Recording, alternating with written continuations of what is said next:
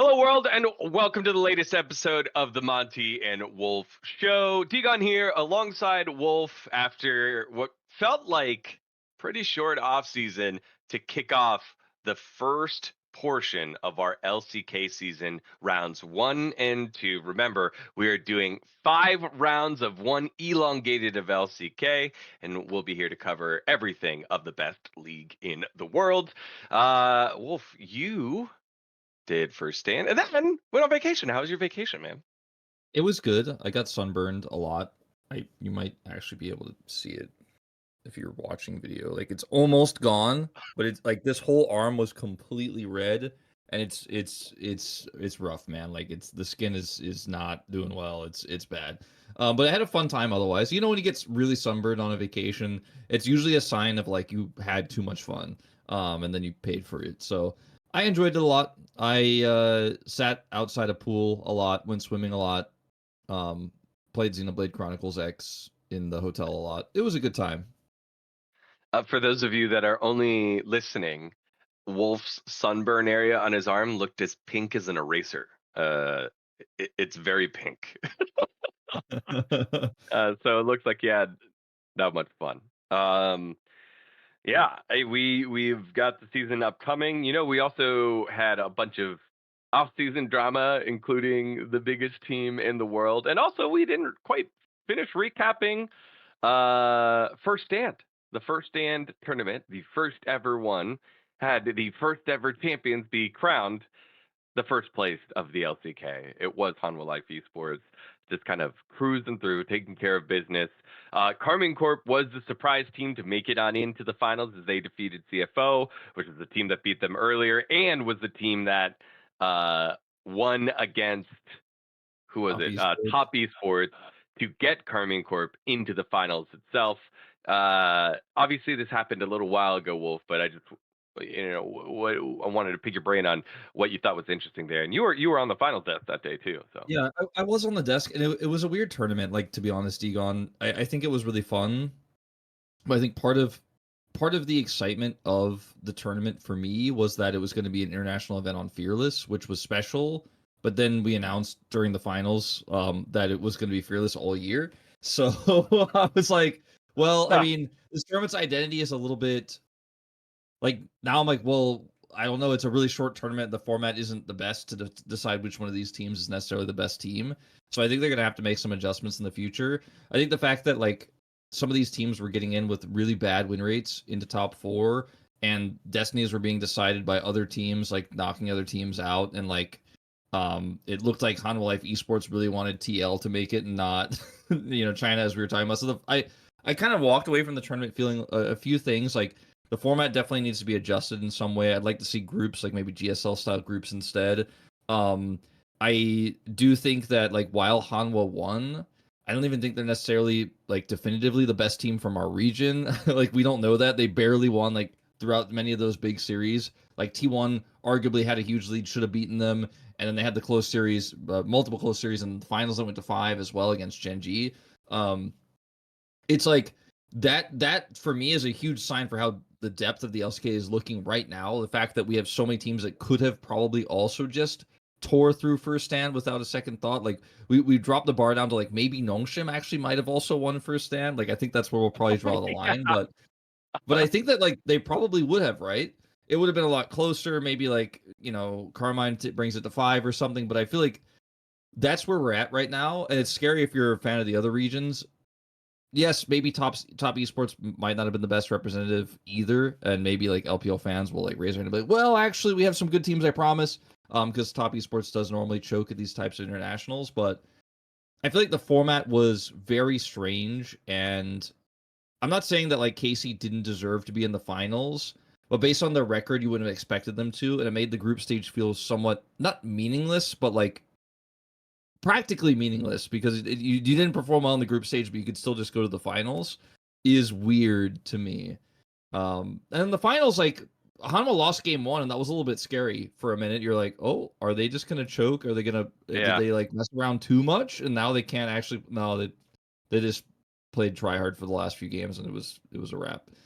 Yeah, it was It was pretty a boring crushing tournament. those last several games. I think when it comes to first stand, it was it, by the time we did the last episode, I feel like those conclusions are all the same. Nothing changed with the finals there, except if you're a European fan, you do get that, blast of hopium of saying, wow, we made it to an international finals for the first time since 2019, right? That was the quote that everyone kept saying. Wow, it was G2 at MSI. We're back, baby. Or I guess in the finals it was Fnatic. Or it was it Fnatic in the finals first? No, it was G2, then it was Fnatic. Yeah, Yeah. Fnatic at World Finals. We're back, baby. I think that's the only thing that changed. And then maybe you're a little disappointed if you're a CFO fan because you were set up to make it for the first finals since like no one says that since TPA. Yeah, no. Like Yeah, no, that would have it's been crazy. a banger thing. I think it's Unfortunately, that didn't quite work out. And like I think actually what it did was make you even more proud of CFO that they were there in the first place. If you're a yeah, no, CFO fan, I thought CFO was one of the best storylines. I really enjoyed watching them. I thought they were a team that really performed well and surprised a lot of people. Kai Wing was a big standout performer for me. I really didn't have that high of expectations for him because I've watched him in the past, and I thought I was familiar with his game, as they say, but I think I was not as familiar with his game as I should have been. And I think the storyline's about like the success of the LEC and a European team making the finals and stuff is just overblown because we have in the English viewing community like a large portion of European fans. You don't have as many English viewers that speak up that are coming from like the old PCS region. That the name is always changing and I always forget the new name. But you like the Southeast Asian community, they have a lot of English speaking fans that watch as well, but they're not as like it's as our time. I also think that it was weird because and I do hate to say these things, but like I think the first stand tournament is kind of like it's a third international event, but it's very clearly not at the scale of MSI and Worlds. It's just right? not. And like the format and the like the condensed format, the lack of teams basically, it's like one team from each major region. All culminates in this tournament being like a for fun, fearless, like beginning of the year, test things out type of tournament. Now that we're not having fearless in the future, they might have to change that identity somehow. Maybe they'll do something else wacky and fun, and I'm sure they'll have some good ideas. But when they made those comparisons to G2, and they had the G2 like players standing on stage with like the flag over Caps' shoulders on this massive stage in front of a lot of people, and then just had like Yeah, KC and Wall Park, I was like, well, I don't know if we can really compare these two things. I think the idea is accurate. Like it's an international event.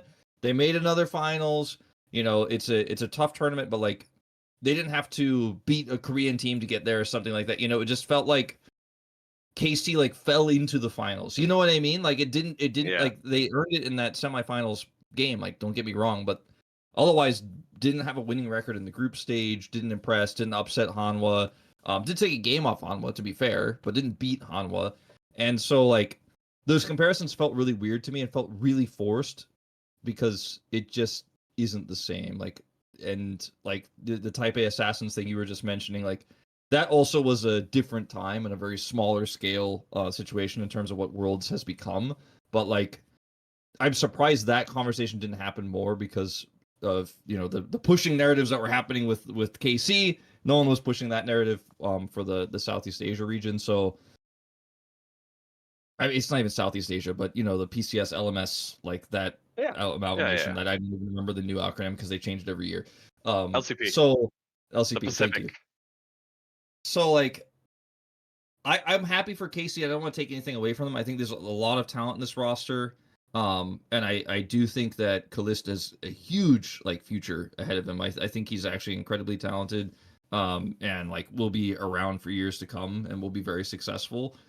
But like I can't get that image out of my head of like G2 on a massive stage and then like Lol Park that isn't filled for some reason because of the way they handle tickets and like it's just it feels like it's not the same. And that's like when I walk away from first hand, I'm like, I want this tournament to be awesome, I want this tournament to be cool, I want this tournament to be prestigious. How do we make it that? Because this wasn't that for me. I want to figure out how we can make it that. So that's an interesting point, and I want to figure out ways to make it that. But just to answer that in as someone who's benefited of being a fan of a format change. No. Someone who has benefited being a fan of a team that benefited from a format change. There you go. Uh, North America has made it out of group stage at Worlds twice. EU 0, right? And like, like that format change, I don't care. I don't care as a NRG supporter and I guess FlyQuest supporter, yeah, like support FlyQuest, but definitely NRG making it out, beating G2 in a must-win game, and they were able to do it out of a best of 3. That's all I cared about, and you get to carry that forever. So I think, or until like history changes. So I think for KC fans and EU fans, even if, because as you're describing it, the world stage and then that low park background, that sounds ridiculous to compare. But to them, I don't think they'll care because for me, it's the same thing. Oh, wow, Rogue made it out of this group of death over in New York City to make it to the quarterfinals in 2022. I don't care in 2023 because they beat G2. NRG beat G2. FlyQuest made it on out. They then took Gen G to 5 games. North America's better than EU. That whole narrative continues and gets to somewhat continue because Team Liquid beat Carmine Corp. So I think it is interesting to know that my fan brain is like, that doesn't matter. But my analytical brain is like, these pictures are very clearly different. Yeah, I mean that's the thing. Like I think that's why a lot of people say these things because it's like what gets people fired up. And I think is like Oh, yeah. Captain Flowers, like when he had the call of like it's been 5 years since an EU team got to the international finals. The call's amazing. Like he's super hyped. He's very passionate about it, and it's factual. It doesn't matter how like big the Yep. stage is. It's true what he said, and he had a fantastic cast of that moment. And that's like the kind of thing people want to say or hear. And like if I was casting, I might say something similar. And I think that from an analytical perspective, though, and from our analytical brains, like we have to think about like what this means. And I think when I look at FlyQuest playing Nunu and bringing Gen G to game 5, it like that feels like so much more of an accomplishment to me than like you beat Flying Oyster in a best of 5 and then you got to the finals after having a losing record and getting into top 4 not on your own merits doesn't feel as like awesome like run like like G2's run like that we saw in the past. That's like my feeling about it. I guess like an equal comparison then would be like it didn't matter that you qualified for quarterfinals through the split stage FlyQuest than it did that the way that you lost in the quarterfinals. Maybe? Yeah, I mean, I get. No? Is that stretch? I think that's You know kind what I of mean? stretch. Yeah, I understand what you're saying. I just think that like bringing a top team to the brink and actually challenging them. I mean, which by the way they did once against They Hanwha did. Life. Like they did take the game, and it was like it felt like a legit game as well. Like Hanwha just got outplayed. They weren't like they were messing around a little bit, but it wasn't like they were playing like they did in the TL series. So I want to give them credit. I really do. I feel like there's this trend recently of overhyping things in the League of Legends community about like everything that's new and everything that's unusual has to be treated as if it was like the peak and the pinnacle of everything. Like when Zeus played Vladimir top and they did some flexing and they played Vladimir mid, everyone's like, "See, Fearless is why it happened." I'm like, "But you all know it's not true, right? Like they could This is easily game make that one. draft without yeah, it's game 1 for some of these flag games." And like people are literally saying like, "Thank God we have Fearless. We would never see this otherwise." I'm like, we all know that's not true. It's just simply Yeah. not true. And these are the kinds of like crazy exaggerations and like it's the zeitgeist of the internet where everyone loves Fearless. I love Fearless. If Fearless is in the post, I upvote that, and like then everyone's like kind of lost the sauce, lost in the sauce. Like they forgot what the good parts of Fearless actually are because it wasn't that. And so I don't know. There's just been so much recently that I've seen people spouting on the internet, and I'm like, wait, hold on. Like, let's go back to reality for a second. Let's like remember where we are. There are still good things here for sure, but I guess that's why I feel really tilted and feel like if I were G2, if I were Caps, like seeing these comments comparing, I'd be like, I didn't even I'd be think about kind of that. Yeah. upset. You know what I mean? Like I'd be like, this Yeah. is not even close, by the way. Yeah. So factually accurate, but like remember what it means. Okay.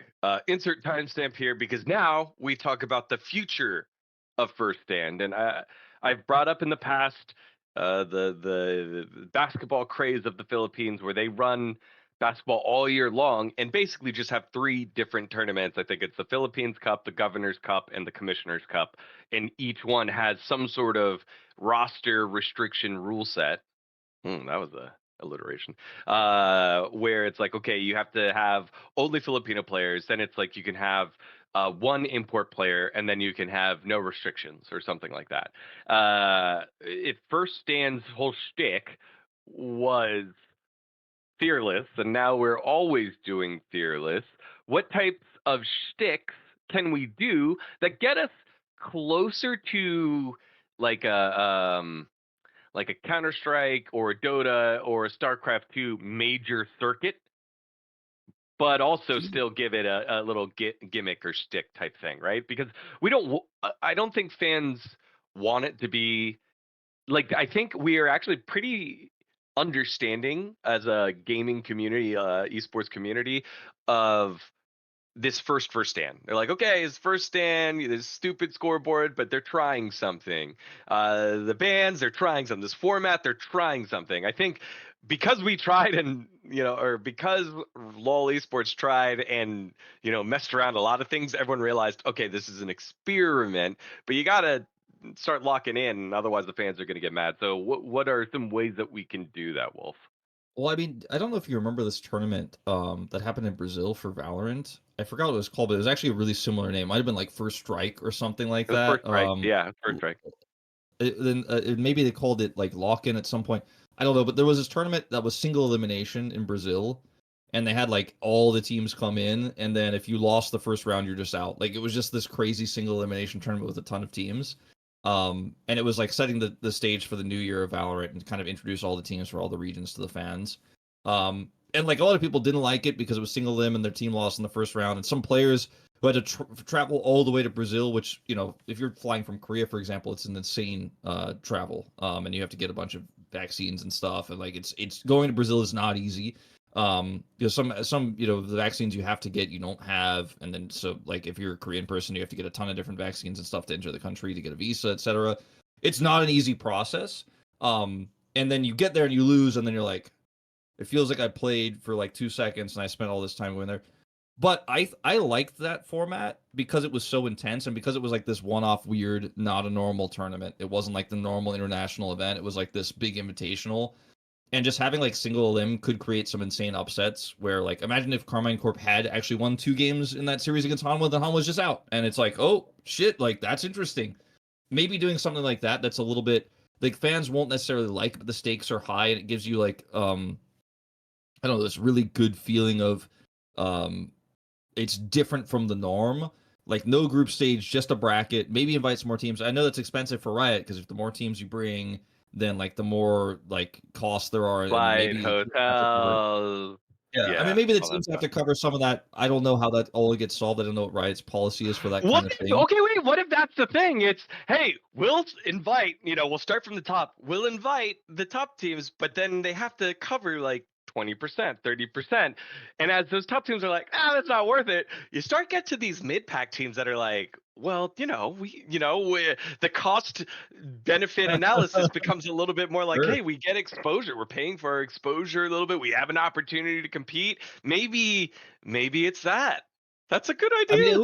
it would be fun. I mean, I would love to see Bro play against KC. You know what I mean? Like, I would love to Yeah. see that, what that looks like, or Nongshim even. Some of these Yeah, orgs no, have I like was a like, huge faction. let's slow down on bros. We still got to level up. Hey, let's send our fourth place team. Our fourth place team gets to go. Well, D plus. I mean, D plus could be there, right? Yeah, But like, I want to see something that's like the fans always like. I hate single elimination. I know everybody hates it because it's not the best way to determine the team that wins in the end. But you guys are also like, oh, EU finals. I'm like, okay, but like, come on, like, let's look at how the format benefited them there. You could be hyped as fuck if like KC beat Hanwha in a best of 3 in the round of 16, a round of 8 in one of these tournaments in the single elim, and like you'd be hype about it, and you wouldn't be complaining about single elim then. But like just understand that these formats are different; they're not all the same.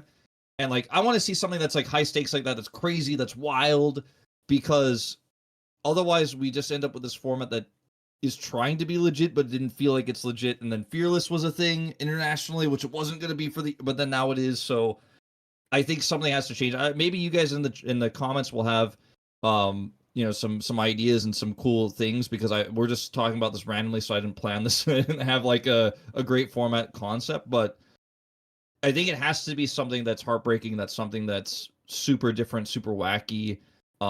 It can't be like hard fearless where like every champion that's banned is also gone for like that. I mean, that just doesn't necessarily work. I don't think that's not going to be what makes the tournament better. I'm thinking like non-fearless solutions, and I don't know. I think if you had a tournament where it wasn't even the best teams, let the best teams rest. Like actually be like, okay, we're inviting the 3rd and 4th place team from every region. The Europa Cup of tournaments. Yeah, dude. And like just let them battle it out. That'd be cool. Because teams also are inherently, people don't realize this, but teams are inherently scared to play in these tournaments. Like if they're not the best, because of what it could mean for like their org. And like let's just say, for example, I don't know. Let's say FlyQuest, okay? FlyQuest, top team in LTA, very strong. Are they the best team right now? Like some people would say like they could have been, but based on what happened with the results, like they didn't win. But like they're a really strong team in the LTA. Why does FlyQuest not accept to do a show match against Bro in any scenario? Because they could lose to a weaker team from another region that has a really bad record, and it would like make their org look terrible. And there's literally no benefit for them. There's no there's no upside. Like if they win, it's like everyone's like, oh, of course it's Bro. Like we should have won. If they lose, it's like embarrassing. And there's just no reason to commit to like doing a show match or preparing for that when you've got other stuff to prepare for. So teams just are in general opposed to this type of cross region stuff. You only get this kind of thing in like the Red Bull Battlegrounds tournament.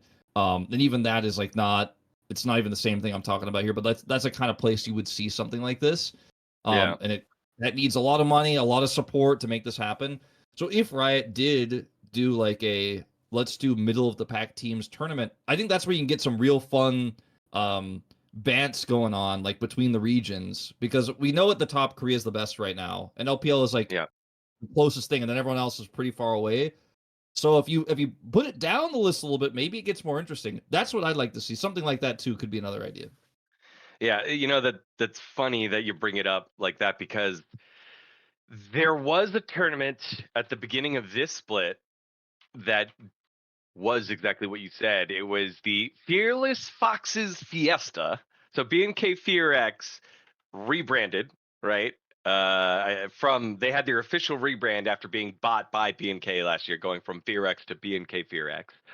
And they had, I think it was 100 Thieves and Cloud9 boot camping in their facility.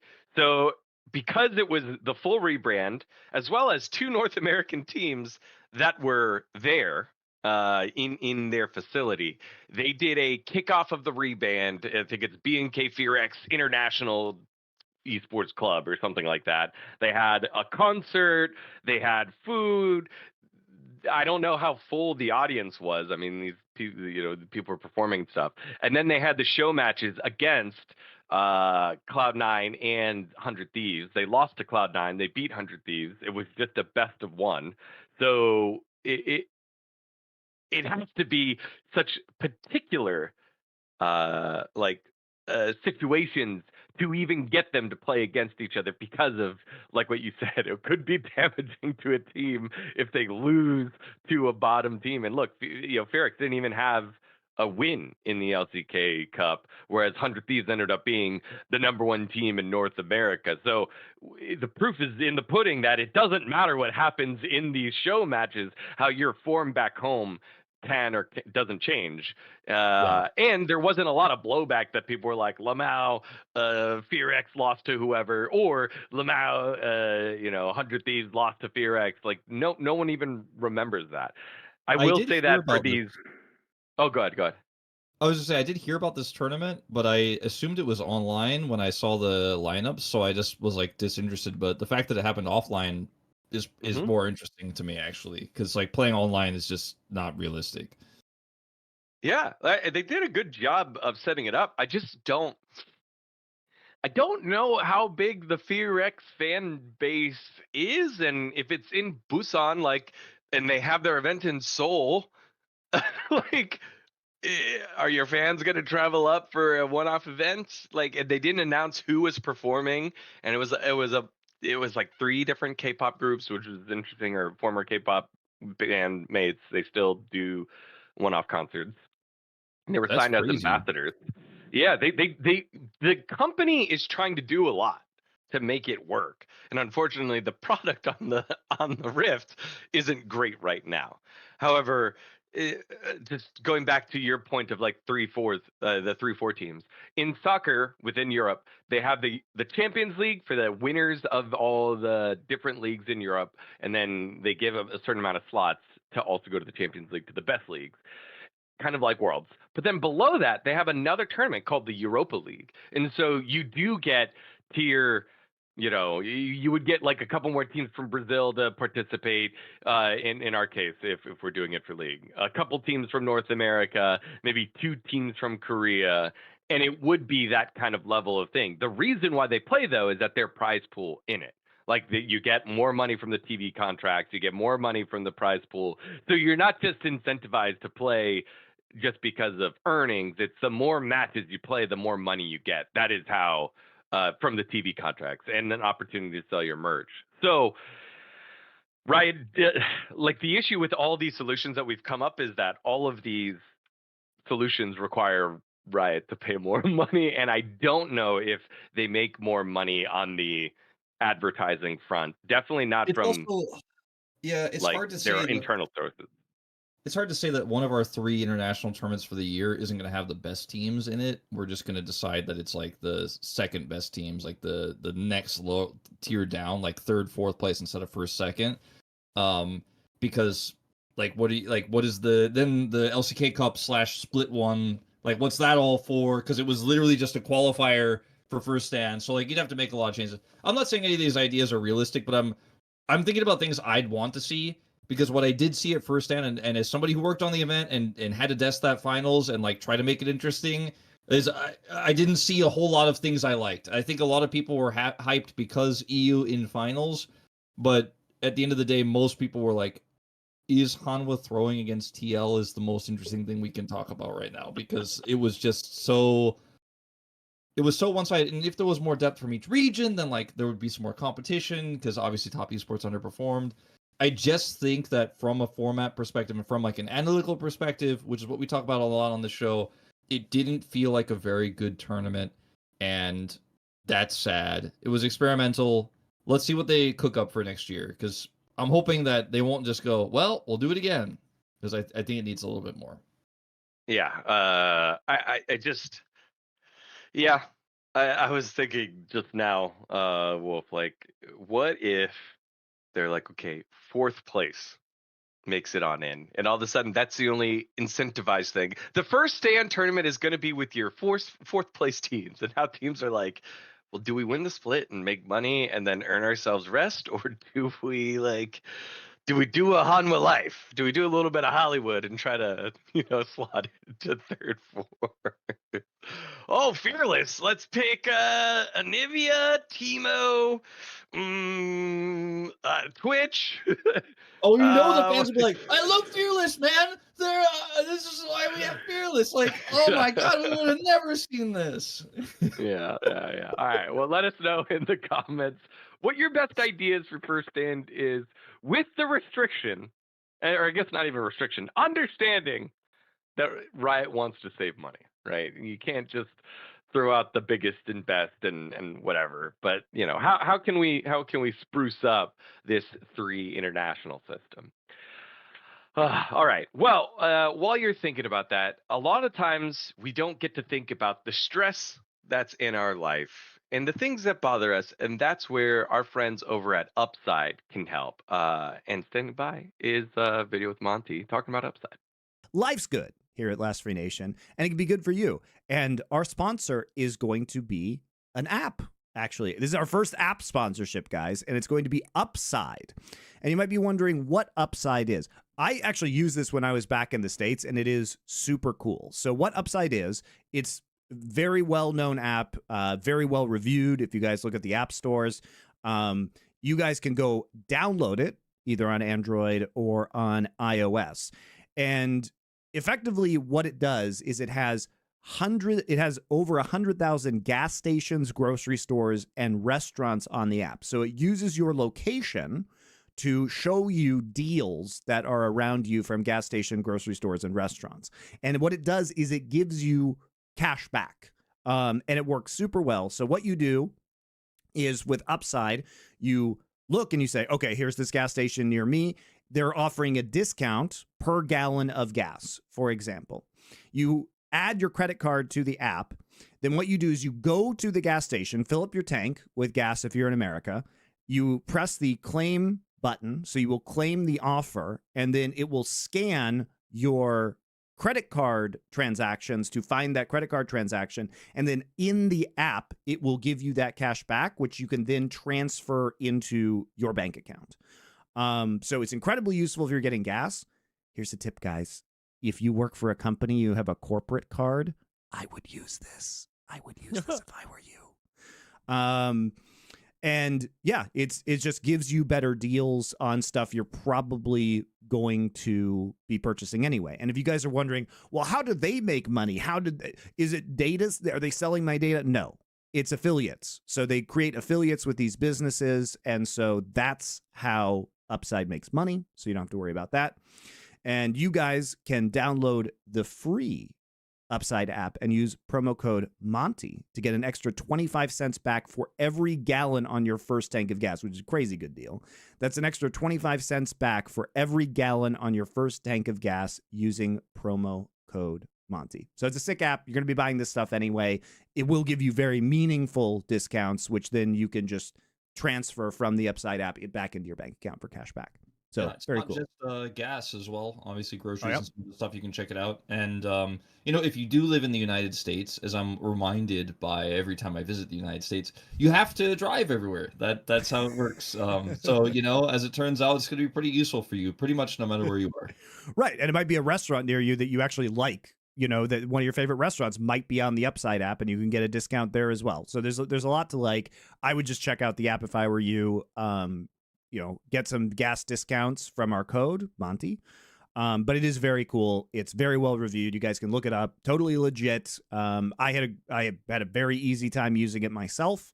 I got some pretty sweet discounts. So thank you to Upside. Really appreciate you. And we try and give you guys sponsors that we think will be good for you, that you will enjoy, and that you will use. And Upside is one of those. All right. Thanks to our friends over at Upside. Again, use the code Monty to get yourself started on getting clarity and help with the day-to-day life. It is a huge, huge thing, and I'm glad that we're able to talk about it and provide services there. So thanks to our friends over at Upside. All right.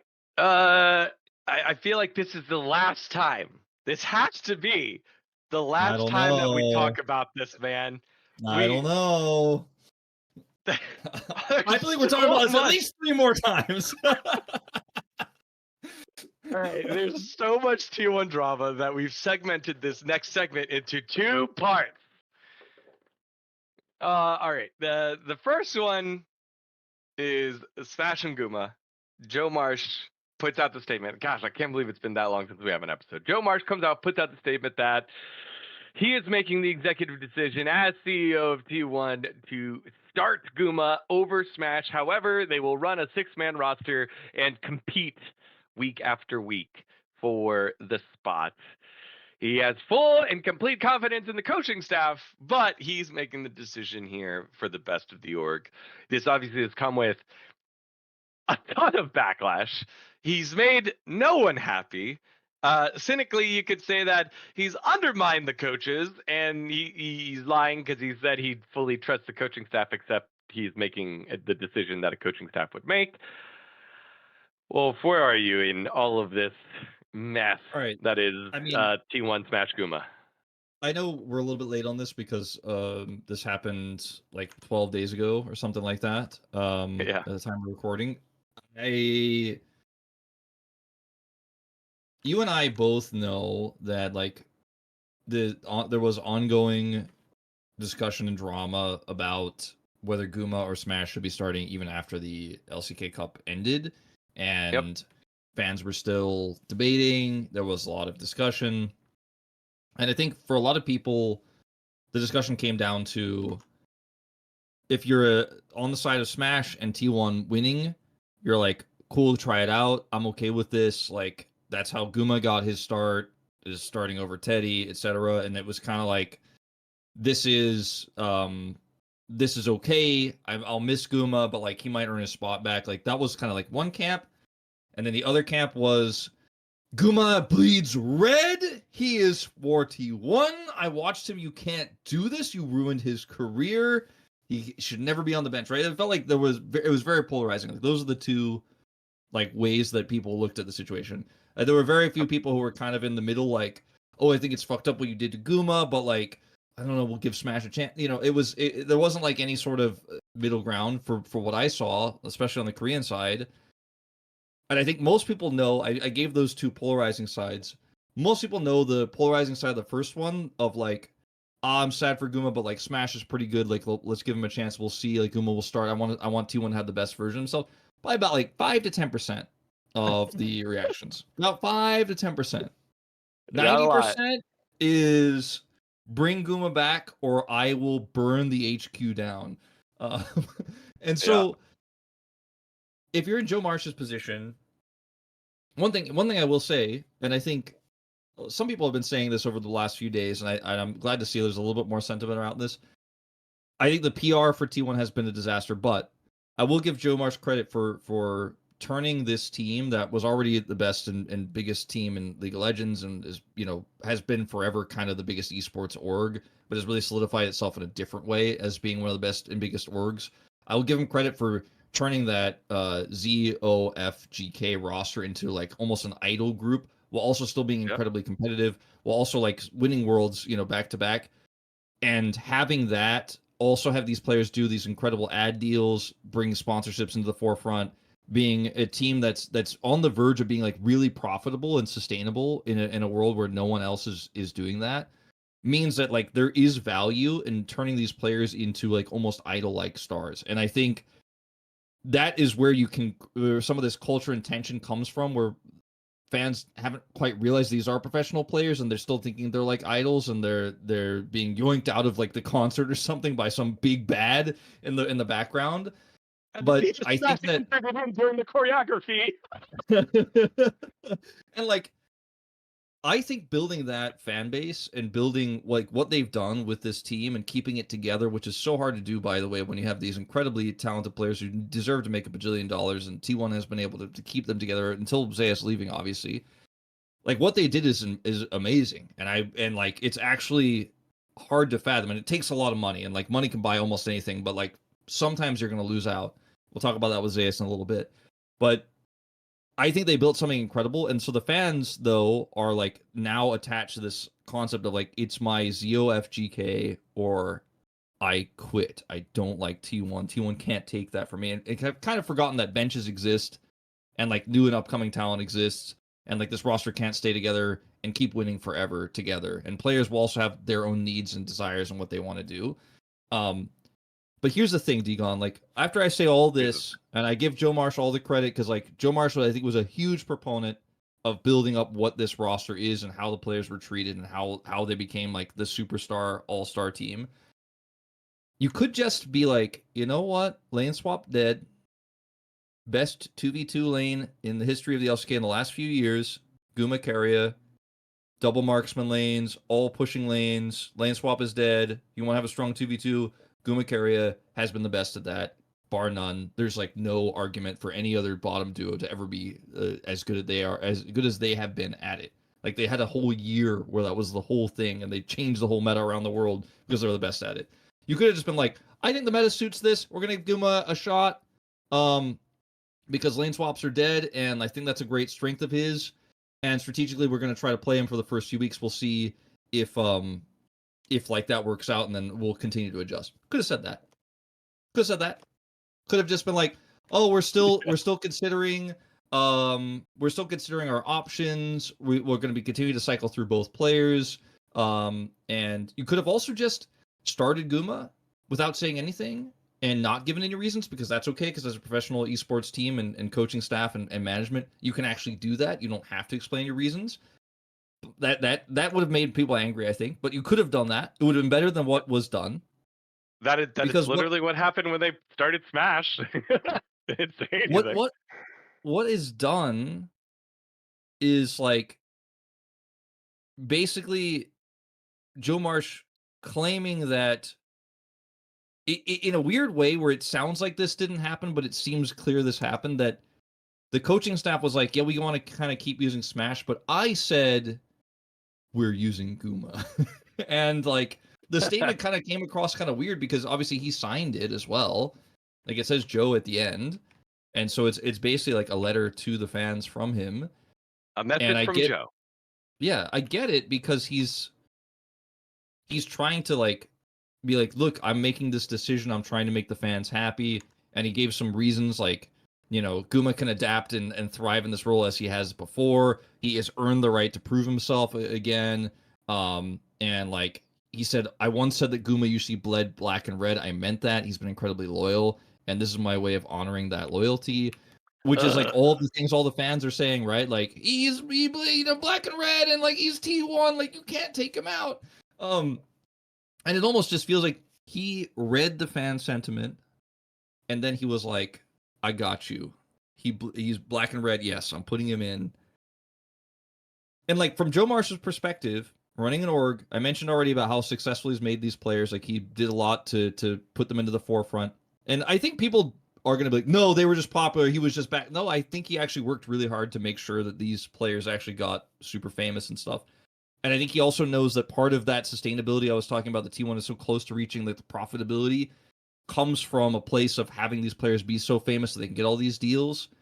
Guma's value is 100% bigger than Smash's in that right now. Like Smash isn't even close. Like he will rise up, right? If especially becomes a mainstay player, I think he'll be right in the crew. Like, you know, he will eventually be bleeding black and red, but people don't think so yet.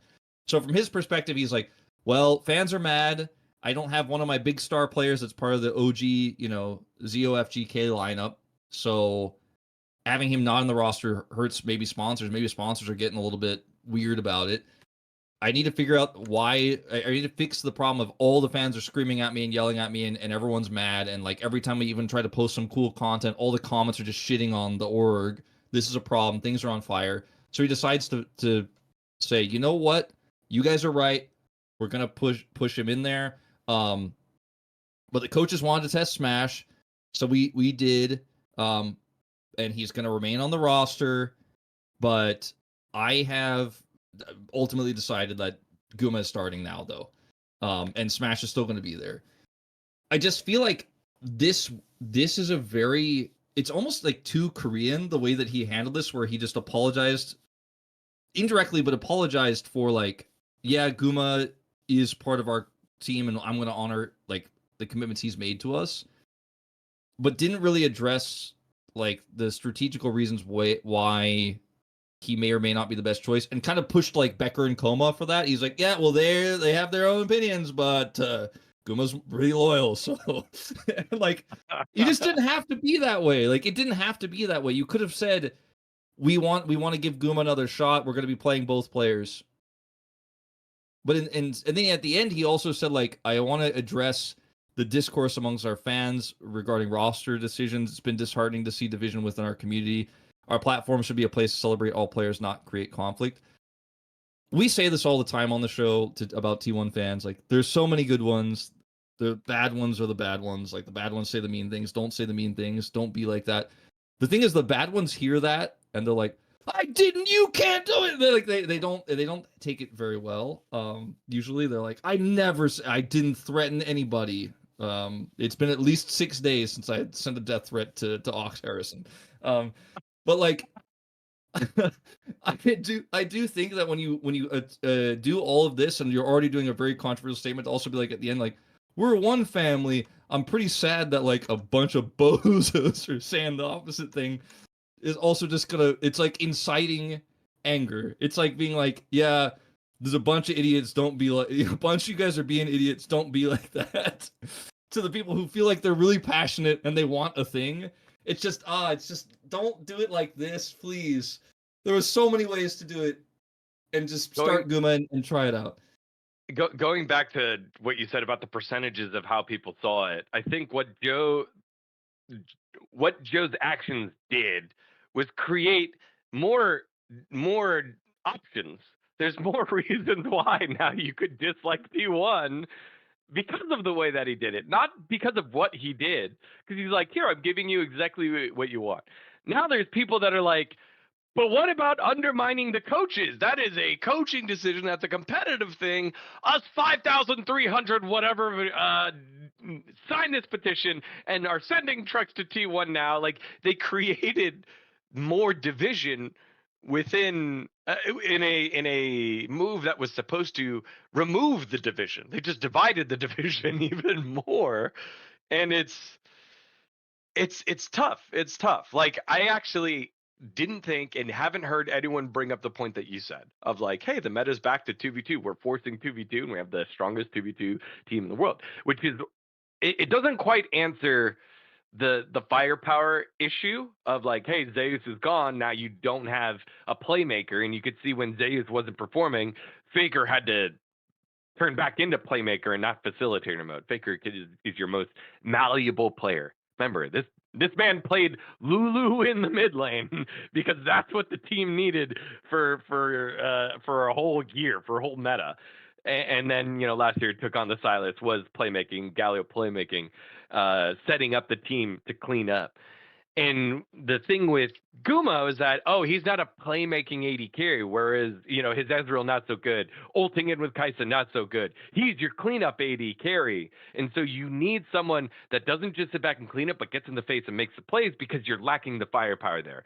But these camps that were getting in the late game, Smash was kind of getting to do that because we were running a lot of lane swaps. It wasn't like, hey, actually, we're just so much better than you in 2v2 that even if the game goes late, you're going to be so much further behind in the bot lane because you're not going to get to play. And we're going to get to dictate what happens on the map because your jungler needs to come bot. Your mid lane needs to come bot because they're not going to be able to stand up to us. That is such a great argument that I think they could have made that I haven't heard yet before.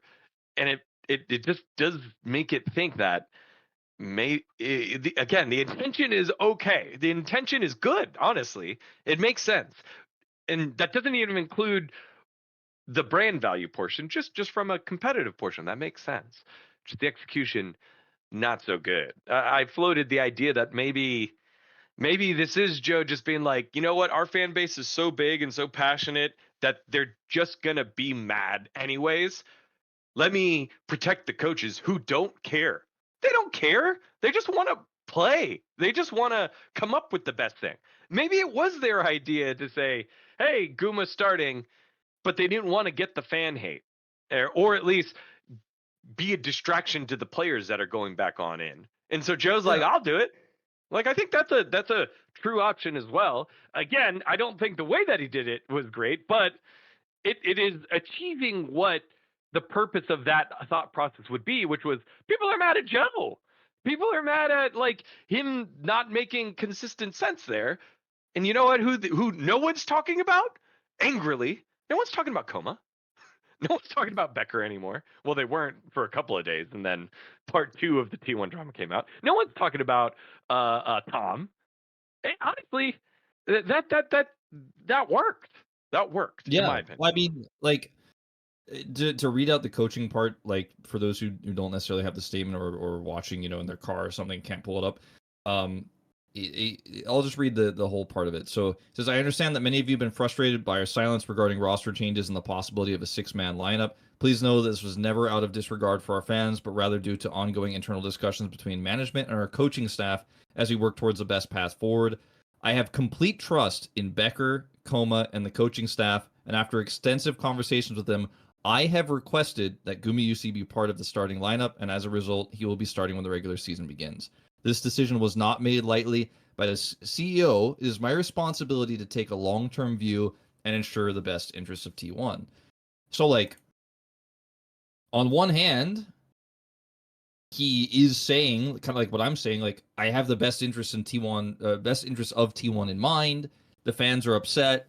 Also, Gumayusi is, like, just more popular than Smash. He didn't say that, but, like, I think it's pretty implied, and if you've been following esports for a long time, you know the brand value of players.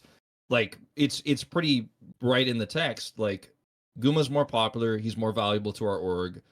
I have made the decision to request, but like ultimately I decided, by the way, that Guma will be starting at the beginning of the LCK season. And he also said like he trusts the coaching staff, but the way he wrote it means like I feel like it's such a PR attempt that failed to me because it's basically saying like, you know, I trust them, but you know, it's like, well, I trust them and I like them, but I'm smarter than them. And I'm making the decision for the org. Like I like them and they're cool, but I'm the CEO. Can it be I trust them to coach? They coach the team. I get the players. Like, can it just be that? I trust them to coach. I trust them to listen to me. Both those things. I just think if you Okay, bring the I coaching guess staff not. in, if you bring the coaching staff in, like if you don't say anything about the coaching staff, then it also like people could speculate later that like Yep. maybe the coaching staff also wanted to start Guma. But if you put the coaching staff in like that, it's like throwing them under the bus for the past, to try to like write a new future. Like, you know, like, oh, the coaching staff said that Smash guy was it. It wasn't me, by the way. But don't worry, I got you because I told them that ain't gonna happen anymore. It's just you could have just not mentioned the coaching staff at all, and now it opens the door of like, oh, so Joe Marsh is going against the coaching staff. Like he is the one who's saying it's I'm doing this even though you guys want that. He didn't directly say that, but it opens up for people to imply that, which is what people are doing, which is why we have that truck thing that you mentioned. The it's like a petition, whatever you want to call it. 5,874 T1 fans union joint statement condemning CEO's unfair intervention. And it's just, you know, this is also even crazier than the statement that T1 put out. But you know, basically saying the CEO is interfering with the coaching staff's authority and the players' choices should be based on skill, not emotional reasoning, and the decision contradicts the spirit of sports and has damaged T1's reputation. This is kind of like the purest T1 fans who are like SK Telecom fans who are like T1 is the most competitive team and I like them because they win. Org. Like it's the 5,800 fans who are like, I care about winning more than anything, and so you can't do this. This is actually messed up. Which I think is kind of fascinating. 5,800, you know, that clearly is in the minority. I think the other fans just expect winning. You know, they're like, all right, we would win if you just had my ZOFGK. Then we don't even have to worry about what the coaches do because that's what they've done the last 2 years.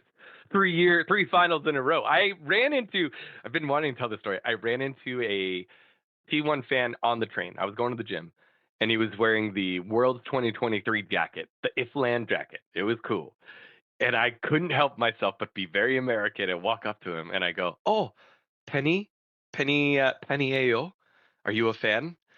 And he like kind of looked around. He was nervous. And then I said, "Oh, Yongo Ayo?" And he goes, "No, I only speak Korean." And I'm like, that was pretty good English, man. I said, "Are you Smashy Pen or Guma Pen?" Oh, And my God, yeah, you can already tell. You can already tell. His eyes went, but because he was a Korean fan, and I'm interacting with him, and now there's people in the train that are kind of looking at us. He's like Anyway, Faker. I'm a Faker fan. I'm Faker. He's like, I'm not gonna answer. he answered. He said, "I'm a Guma fan." And I went, dude, I don't know. I was on one. I was grilling him. I went, way, which means why. Those of you that can't watch the podcast, Wolf, who's integrated himself with Korean culture, is like, dGon's doing everything that you're not supposed to do in Korean culture. I'm like right actually now. gripping my chair really tightly right now. And so I pulled up Papago to give him to translate it. So I'm like literally like there's no escape. I need to know you decided to wear your T1 jacket today for some reason, which means you're a real fan. You're a real fan, so I want to know what you think. And then I told him, and then he said, I think Smash, the translated version, I think Smash because he's shown us more over the last several years. And then I told him, oh, wow. And then I used Papago and said, I'm the host of LCK. Guma. Sorry. Yeah, okay. He picked Guma because he's shown more over the last several years. I mean, with Reckless, world champ Reckless, Smash has shown a lot. But and then I tell him, yes, I'm the LCK English host. The Western world is just very, very interested in this topic, and I'm very, and we don't have access to a lot of true fans' opinions. So thank you for that. And then I showed him a picture that I like, of me at the desk, so that he knew I wasn't too weird, other than the fact that I just did everything that I did. And then he like bowed and walked to the opposite side of the train, man. This dude he just walked through the different train cars and just disappeared. And man, then there's probably an FM Korea thread about this, man. This guy went home and he was like, I hate that dGon guy, man. He's so aggressive. Dude, we got off at the same stop and literally went up the stairs right next to each other, not saying anything. It was so funny. It was so funny. And I'm so glad I got to share this story with you because I knew you'd be like, God, that's so American of you. And the Korean portion of me is just so uncomfortable. It's so I mean, just to put this into perspective, I mean, I think most people in the world, like, you don't interact with people that much on the train. Like, even in like Atlanta, if you're taking MARTA, or if you're like in New York, or if you're on the underground, like, you're probably not talking to people that much. But it's like a little bit less, weird if someone asks you a question. You might, like, when someone goes, hey, can I talk to you for a second? You're like, oh God, like, I don't want to join your religion, man, or whatever. Like, you might have that initial reaction, but then they start talking to you, you're like, oh, I can have a chat. But it's much more common to be like, hey, you're a fan of like Arsenal? Like, I like Arsenal, and you see somebody wearing a jersey. It's a lot more common to do something like that. Because a lot of people who wear jerseys want to have a conversation with fans. They're like telling people like, I like this. I'm looking for other like-minded people who like this. That's why I wear this. exactly. It's in Korea, it's like telling people I like this, but not asking to talk. When my mom came to Korea in, I want to say late 2012, or maybe it was 2013. I wanted her to take the subway because I wanted her to experience like what the Korean subway is like. It's very clean, it's very efficient, etc. I took it with her twice, and I was like, no, we're going back to taking taxis everywhere, because my mom would get on the train, and this one example, I'll always tell this one story. Someone is wearing a Martin Luther King shirt.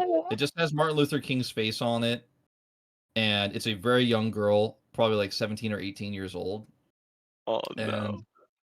my mom is just like, Martin Luther King, and like goes up to her, and she's like, I'm from Atlanta, and like, we love Martin Luther King. And she just starts like asking, where'd you get this shirt and all this other stuff.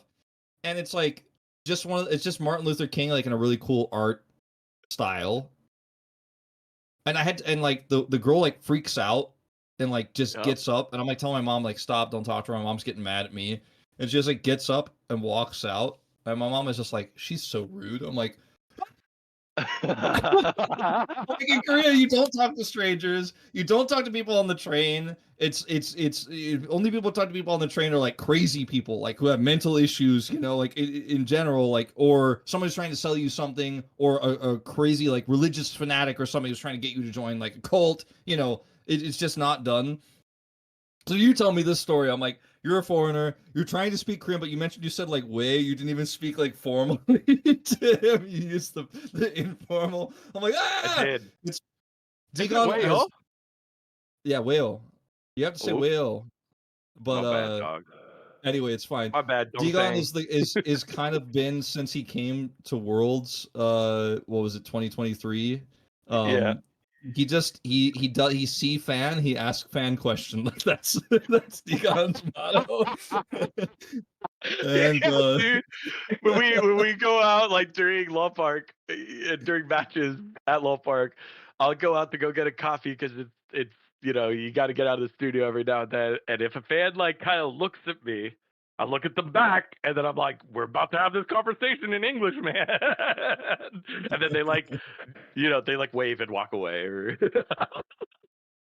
maybe more so uh, now because of the first fan stuff. The first fan stuff was that worked out well for me. They were like, "You're the guy on the billboard" in English. And I'm like, "Yeah, I've also been here for like 8 months."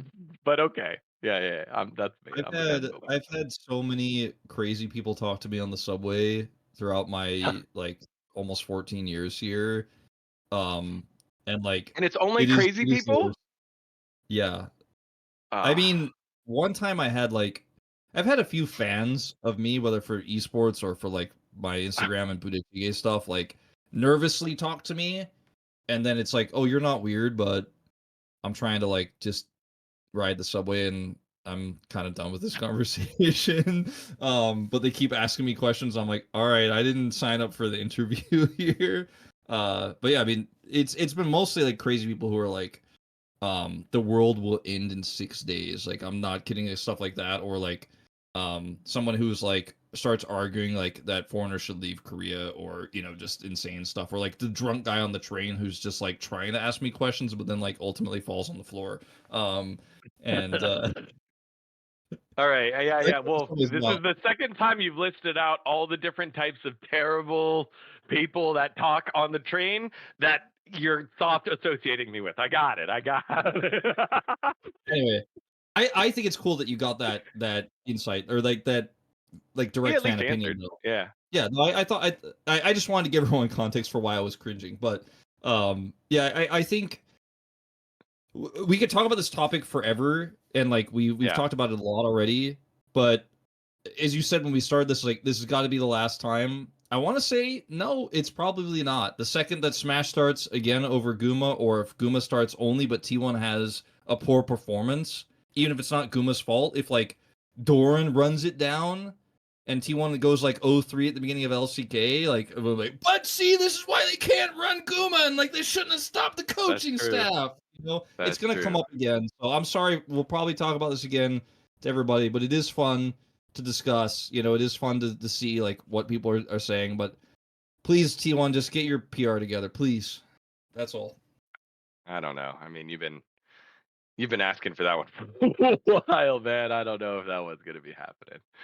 All right. Well, you know what will get yourself together? Having some crystal clear audio, and thanks to our friends over at Turtle Beach, you're able to do that right now with the Stealth 700.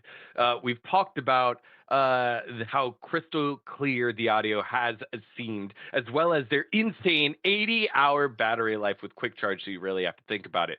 But also, they have the industry's first ever cross-play dual wireless transmitter system. That means you can seamlessly switch between your consoles and PCs with just a click of a button. Yes, multiple PCs for those hardcore gamers. And it gets even better while being connected to your console. The Stealth 700 can connect to your phone for music streaming or taking calls all at the same time. And you know what? Turtle Beach doesn't have just amazing headsets. Your boy has been watching a little bit of Netflix, watching some Drive to Survive, and I've been looking over at their racing set. The Velocity One race wheel and pedal system with ultra realistic K drive force feedback motor. That thing, blah, blah, blah. Also is there over at Turtle Beach with the pedals, the shifter, all that stuff. Keyboards, mice, controllers, flight simulators, it's all there. Turtle Beach is the ultimate gaming cheat code. So head on over to turtlebeach.com right now and use the code Monte Wolf to get yourself 10% off your entire order. That is Monte Wolf as the promo code to get 10% off your entire order. After the purchase, they'll ask you where you heard about them. Let them know you heard it here from Monte Wolf and Last Free Nation. Get the ultimate immersive gaming experience with Turtle Beach today. Thanks to our friends over at Turtle Beach. And just in case you couldn't tell, I'm on the road right now, and I wish I had my Turtle Beach gear. So unfortunately, I don't got it here, but you can by heading on over to turtlebeach.com and using the code MonteWolf for 10% off your entire order. All right. Top one of the T1 drama train, maybe a little bit elongated there with Smash Guma and my story about the fan. That was just too funny. Part 2 came out like literally like 2 or 3 days after that.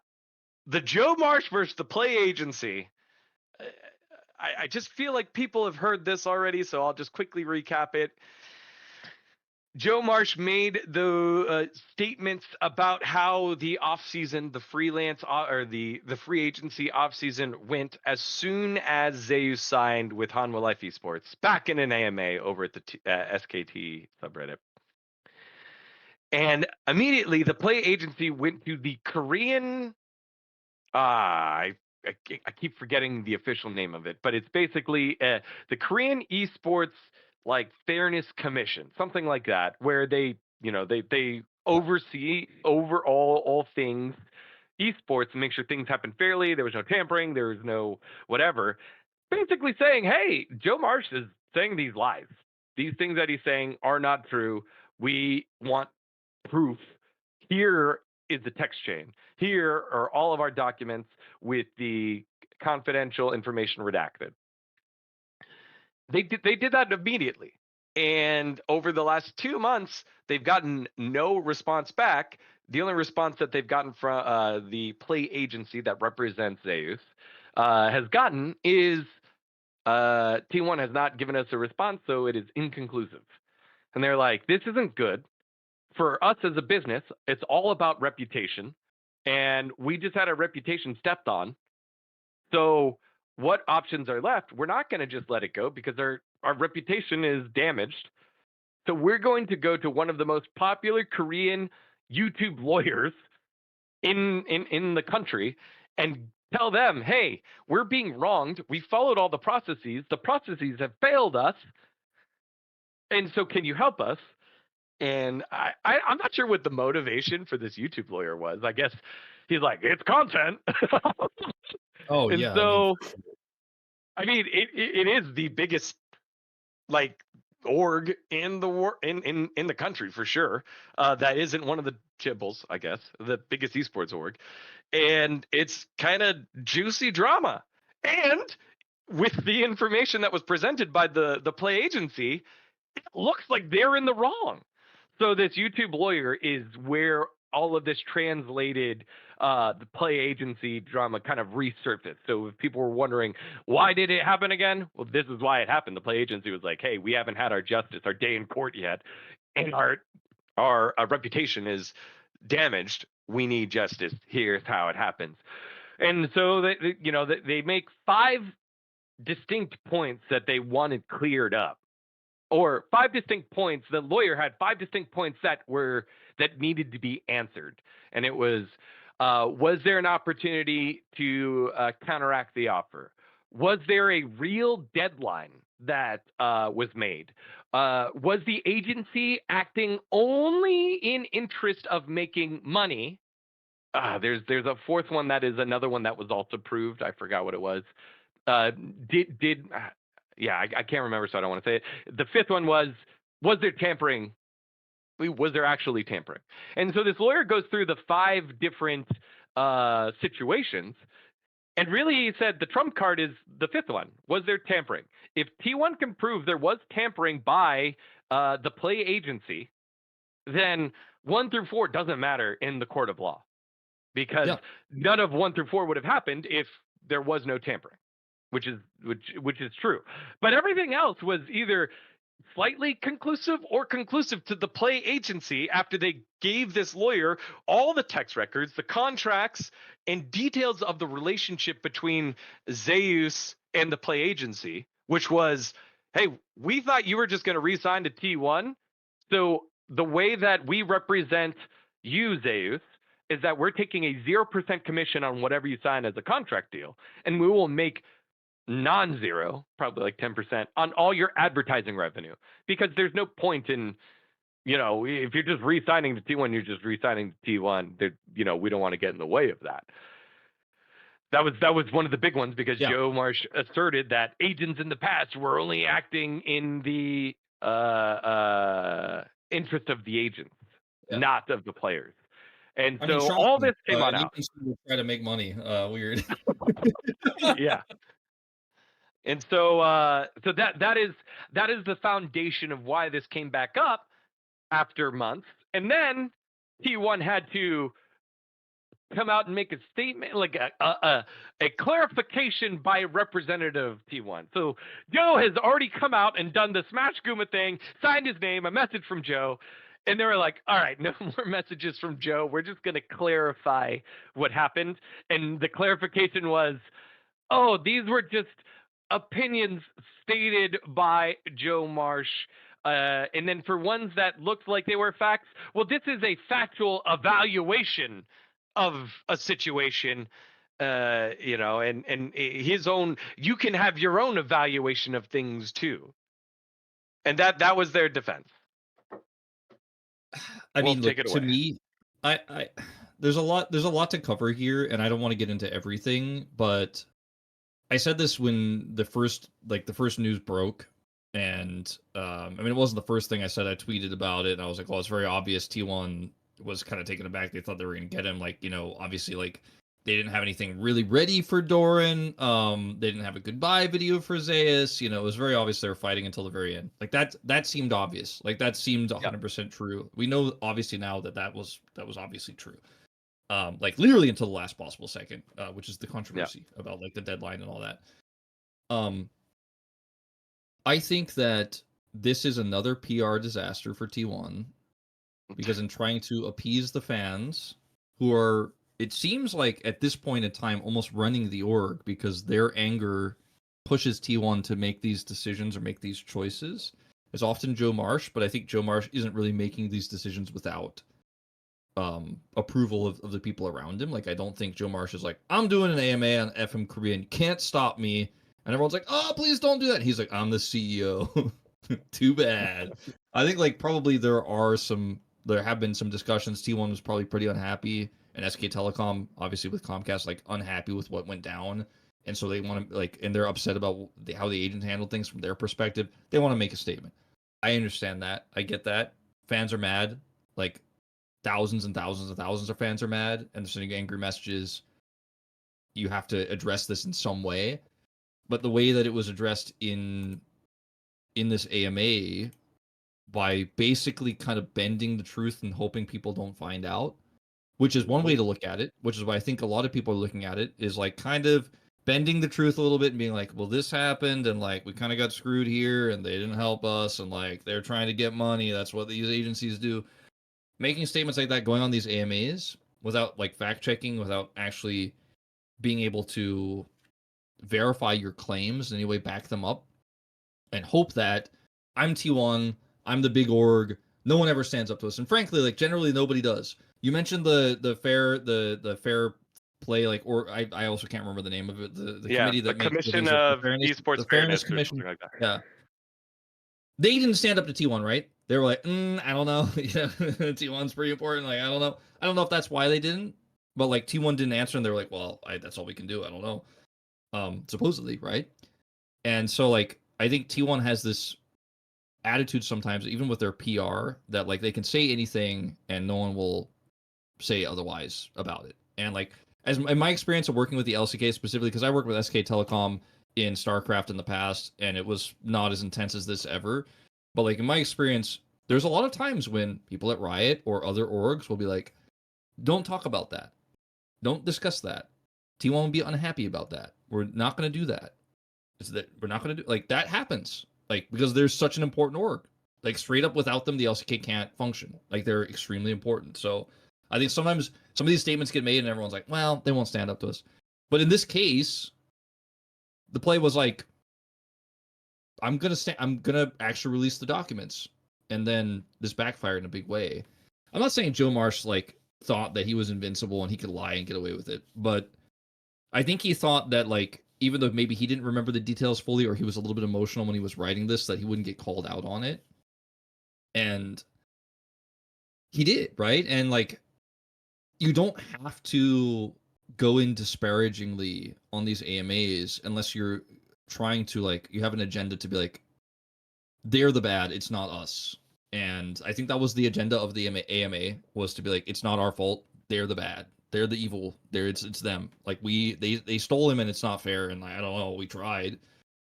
But the thing that bothers me the most about this situation, besides the PR disaster that this ended up becoming again for T1, who's so desperately always trying to like make the fans happy when it's very obvious that won't happen. And every time they try to make the fans happy, they make the other side even angrier, and then they try to appease them, and it's like a whole cycle where people are just mad all the time.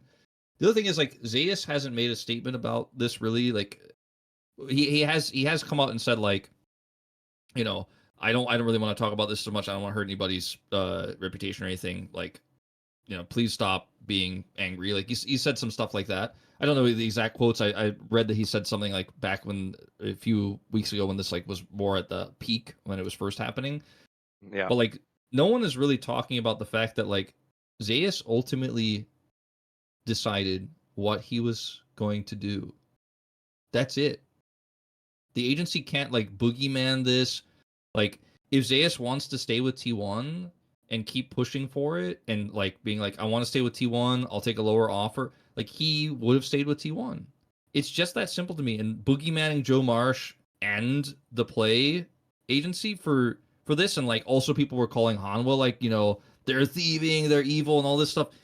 Zeus ultimately decides, and like Zeus seems pretty happy, and Zeus also just won 2 titles back to back. Like he's doing all right.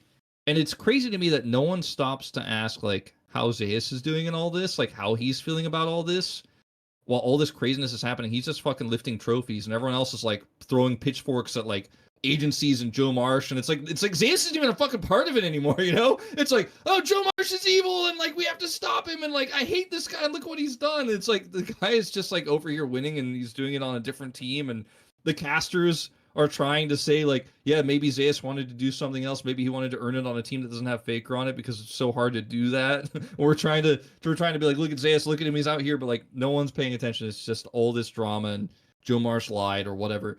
And it's very exhausting to me. Like we have a really cool Korean ecosystem out here for esports where it's extremely competitive. Players are super high value. They get to decide where they want to go. They can choose and bend their career to their will. Ruler comes back, right? Huge decision in his life. Pays leaves. You know, we have these big moments that happen. But I think because Zeus was so popular, probably the greatest top laner of all time, is on the biggest org, he gets all this extra attention, and then everyone's just blaming everybody. But ultimately, like if you're really upset that Zeus isn't on T1, if you said Zeus betrayed us and left, that makes more sense to me than trying to like villainize Joe Marsh, even though he did make some untrue statements, or villainize the play agency, or villainize Hanwha. Like if you want to be mad that Zeus isn't on T1, like just be mad that he left. Like be mad at him for making that choice. Like, but because you love him so much and you want him on the team so much, he can't be bad to you. And I personally don't think there's anything bad with leaving an org. But if you're sad that he's gone, you know, the emotion should be that like he broke up with you because he left. You know, that's like the emotion I think a lot of people should be feeling. That's my take on this, and it's kind of been my take from the beginning. If Hanwha like scammed Zeus and he got a horrible deal, and then like the agency blocked T1's communications, and then he ended up on Hanwha, and then Zeus is like super unhappy, and he's like, oh man, I got screwed. Which has happened, by the way, with a lot of orgs, some of them that still exist today, where they scam players and block them out of communications, did all sorts of weird stuff, or players' parents made a decision for the player didn't like, and like that got all weird and stuff because the parents decided this was what was best for the player didn't like that. Some of these stories will probably never come out, but anyway, that does happen. But I don't think that happened here. It just doesn't seem like that's what's going on. And I'm just sad that like this news keeps coming up and this controversy keeps coming up, and it's like Zeus lifting 2 trophies on a new team after winning worlds back to back is like not what everyone's talking about. Like, holy shit, this guy's amazing. It's like, oh, he and the agent and the bad, and like that's what frustrates me. We got to move past this guy. It's like this guy is just a player who's trying to make the best decisions for himself and keep winning.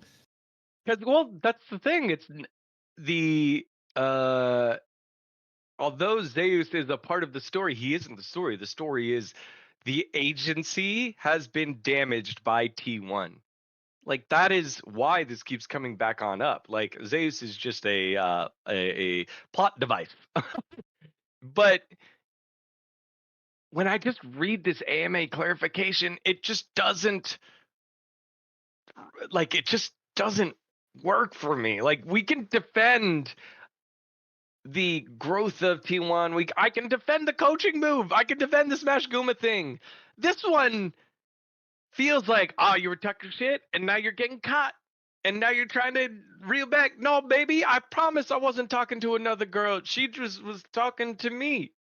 You know, like that's what it feels like. Yeah. like here's the statement that I'm like, oh, like as someone who works with words, you can't do that. The T1 clarified that CEO Joe Marsh's statement, their approach disregarded the team's history, player development, and long-term career planning, was not intended as negative criticism, but rather as a simple evaluation. If I wanted to make it not negative criticism, I would have said their approach didn't take into consideration. Disregarded is a negative term. That is a negative term. When are you positively disregarding something? Like, you're not. That is an intent. Like, to me, like, it's this kind of stuff where they're rewriting and trying to get around it a little bit. Joe Marsh never said they only think about financial gain. What he did say was the play signed the contract solely for financial reasons. What? I mean, I like these types of clarifications are like, it's not. well, it's the crazy thing to me is like he said, and he said, and by the way, I know you guys, some of you guys who are hardcore watchers know that Joe Marsh and I have had major beef in the past. I mean, Twitter battle, all that stuff in the past. Like, we're all beyond that now. Like, he and I, like, on a personal level, we're okay. This is not about like us shitting on Joe Marsh and this whole thing. It's just that I have a good relationship with Joe. I just want to make that clear that like people watching this, because the majority of this episode has been about talking about the statements he's made. But like, again, it's his statement, but it's also the org statement, and he's the CEO making the statement. I just don't like the way these statements were made.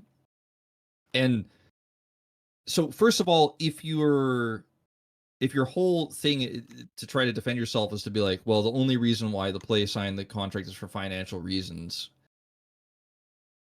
that in itself is such a silly thing to say. We know now factually, by the way, the play's like, well, also, by the way, factually that wasn't the case because we said we weren't going to take any of the cut. But to say an agent would try to get the player the most money to make the most money, and like that's like so short-sighted, is such a silly thing to say, because that is literally why agencies exist. Yeah. And why players negotiate contracts to make more money, because their value is insanely high. And then he said, you know, they only thinking about financial gain, basically, and not the player's future. But I think Zeus, so basically that's also kind of implying that you know better for Zeus's future than he does, and than his agency does, which that kind of wording can be, that might make a Zeus fan upset. You know, it makes me kind of upset to read that as a caster and fan, because how could you not be, of this incredible player? It's very strange the way that like these statements try to say that like they did everything to make money and not to do what's in his best interest, when ultimately like he is the one who signs off. It's not like the play agency actually says, I'm your agent, so this is what happens now. and a lot of Korean entertainment that is kind of how it goes, by the way. Yep. But Yep. not with contracts for the LCK. And when you go down the opposite, I guess decision tree, the alternate universe where, okay, Zeus does want to wait. Zeus does want to play for T1. The agency's role in this is to keep leverage high and options open. And when they ask, okay, what restricting parameters do we have for you, Zeus? He said, I'd like to stay in the LCK. That was the only restricting parameter he had. So when you go down the list of like players and rosters, like they were all pretty locked already. Players were either in multi-year contracts or they didn't know he was available, and you lose leverage if you're going to the other team rather than the team coming to you, right? And so the only Everything was team that, locked. yeah, like This is everything was literally locked by the only that two time. players locked in terms of major players. The only ones unlocked were Doran and Zeus because Doran was the player they were trying to replace, so he wasn't locked, and Doran's still expensive, and like Zeus was exploring his options. So and if you look at what some of the other teams did, they pulled up their academy guy. Shiwu gets an opportunity. So there is a world where a team like T1 signs Doodoo or something. Like they pull up someone else, and then Zeus is left either with no team or zero leverage against T1. And that's not the place that the agency's purpose wants to be, right? The agency's purpose is to be like high leverage, high salary, security, boom, done, right? But if you have no leverage, then there's no point for an agency, and you would just go back to T1 no matter what terms. But even Zeus was like, hey man, you offered me allegedly a lesser contract after we've won 2 worlds in a row, made 3, and I've been a core component of all this, and I'm probably the best. I'm definitely the best player in my role, and one of the best players, if not the best player in the world. And you're offering me less money? Even he knew that was like, that doesn't feel good, because he would have just accepted that if that's what he wanted. yeah, So it's I think, a concept given, yeah, go ahead.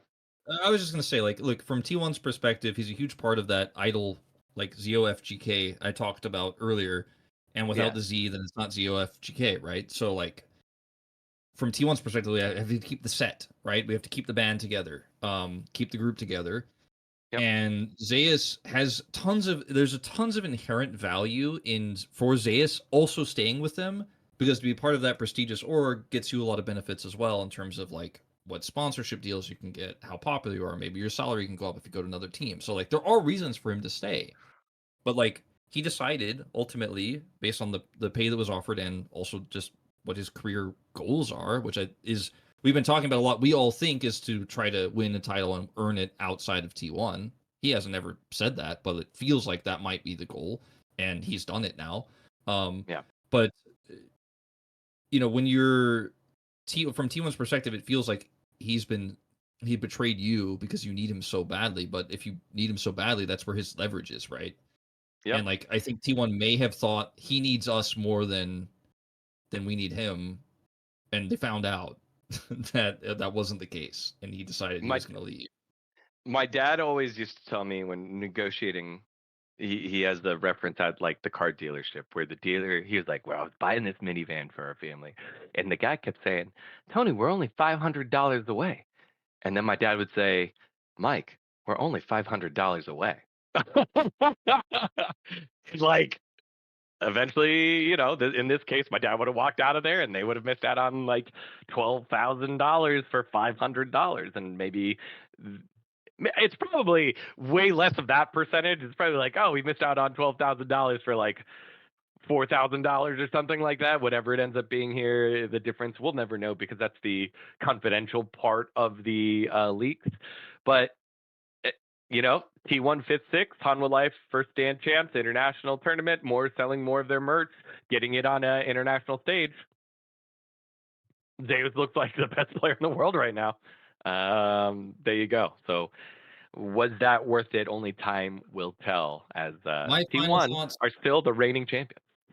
My final thoughts, dGon, on this is like T1 is a fantastic org that has a lot of robust systems in it and has great coaching staff, has great facilities, has succeeded in esports since the beginning of time because of their mentality of trying to win, trying to compete, trying to utilize the massive money backing that they have to get the best talent, hone it the best way, and win. That's why they started getting popular. I think maybe things have changed. Like the reasons people like this team may have changed, but they're an incredible org that feels invincible. They've survived not going to Worlds. They've survived these really rough years in the past and still bounced back. I worry that what could be the beginning of the end of the T1's reign as the golden team, the number one team, the biggest esports org, is drama and fans and being associated with the team. A lot of people, I've seen a lot of comments, people saying, I don't want to be associated with this team anymore because of the bad decisions they make PR wise, and because the way the fans react to them and the crazy fan reactions make people look at me because I'm a T1 fan, like that I'm one of the crazies, and I'm not. And that I could see like a bit of a rift, a bit of a schism there.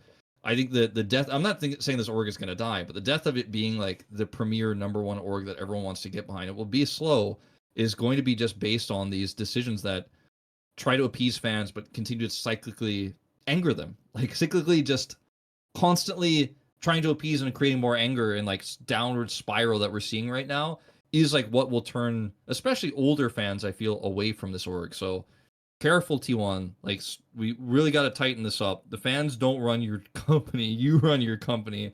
So figure it out, please. I love that because think of, you remember world finalists OMG? How they doing? How about RNG? How they doing? How about TSM? Do they exist anymore? Could happen. Gone. But I think with RNG and OMG, it kind of just tells me, hey, is Faker still there? Okay, you're good. All right. Well, let's move on. Final segment, but before we do, got to remind you about our friends over at Factor. They are the best way for you to optimize your nutrition this year. They have chef-made gourmet meals that make eating well and easy.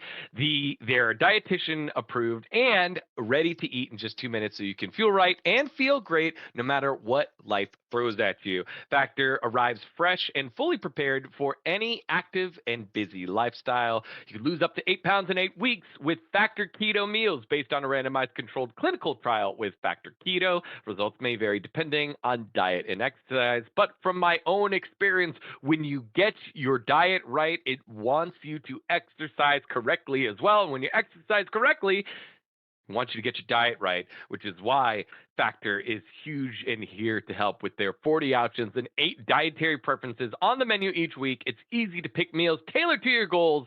You can choose from preferences like Calorie Smart, Protein Plus, or the aforementioned Keto. Factor can help you feel your best all day long with wholesome smoothies, breakfast, and grab-and-go snacks, and more add-ons to tailor to your food needs. So head on over to Factor right now. Get started at factormeals.com/MonteWolf50 off and use the code MonteWolf50 off to get 50% off your first box plus free shipping. That's code MonteWolf50 off at factormeals.com/MonteWolf50 off to get 50% off plus free shipping on your first box. Thanks to our friends over at Factor. We've obviously had them around for such a long time. They're so dang good. It literally fuels Dom's nonstop schedule of streaming, and then his expertise that he brings here to Last Free Nation. It can help you achieve your goals as well. Thanks to our friends over at Factor. All right, we talked a lot of T1, and I really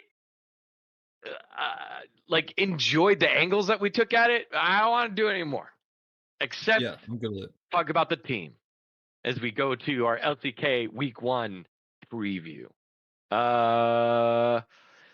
Humble Life Esports, they're the champs. They go up against Gen G in this. I love this tradition, man. Like, that's a great tradition. I hate this tradition. I love it. I love it because, I mean, I understand why you hate it because it's been like the same team all the time. We're like, we're wasting a banger game. But like, because LCK Cup was so close, we've got like 4 teams that I think are super solid, that all those games are bangers, and a couple of teams that we expect to be better, and I want to see where they're at now. Like compared to from like winter, it's not winter, summer split to spring split. That is a long time and generally different rosters from what we saw from summer finals to like that opening match. Whereas this was just like a month ago, like 2 months ago. So like what has changed because the rosters are the same. We're still playing Fearless. We still have Otacon. Like all these things, all the other variables are closer to similar. So it makes this match feel like more like not just a toss up, which is what I thought that you hated about it before, where we're taking one of our most hyped matches and it's just a toss up Yeah. at the beginning of the No, week. it's definitely better. It's definitely better this time around than the spring season first one, where you're Yeah. just like, okay, well, what is even happening? Because obviously Yeah. Hanwha have been competing a lot with this roster. T1 got knocked out early. Just fell out of my chair. T1 got knocked out early. In the I don't know if you guys heard that loud noise or not. So sorry if you did. Anyway, they got knocked out early in the LCK Cup. And so like we haven't seen them for a while, but like they obviously have been competing and iterating a lot on their roster between the Smash and Guma thing. So the fact that they also were knocked out of LCK Cup by Hanwha and didn't get a chance to have that Gen G matchup is cool. That they'll be playing against Gen G in the first week. Like that matchup is cool. Hanwha Gen G and T1 Gen G being in the first week, that's super rad. Except if you're Gen G, you have an insanely stacked first week. You know, there are positives and there are negatives, right? Like Yeah. Hanwha versus Gen G went to 5 games, super hype. If Gen G wins, it's like, you know, it'll make people wonder like what would have happened if Gen G was at first stand? Like they would have won even harder. So it's cool. But ultimately I'd rather see these teams face off against each other towards the middle of the round robin where it's a little bit more developed and the storylines are a little bit more set because yes, we did see them a month ago, but it was a month ago. We don't know what Gen G's current form is. Have they improved? Have they gotten worse? Like, did they have a bad read? We'll find out. No, that's the whole But if they point of having them play I now, know, man. I know. Well, I think the whole point is to just like boost viewership at the beginning of the season and like get people excited about the tournament, which is Okay, fair, yeah, and I I think think a that's good a good point. strategy. I That's a think good it's a good point. strategy.